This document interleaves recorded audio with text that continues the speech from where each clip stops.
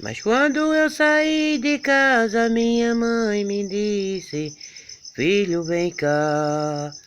Passou a mão nos meus cabelos, olhou nos meus olhos e começou a falar.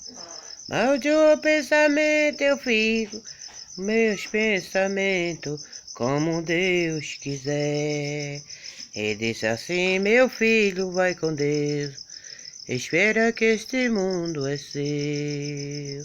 Eu sei que ele vai compreender, mas o motivo que passou pra lá. Mas quando vira passarinho quer voar. Eu sei que ela vai compreender, mas o motivo que passou pra lá. Mas já depois que o seu filho vira passarinho quer voar. Se lembra daquele dia, a minha mãe falou.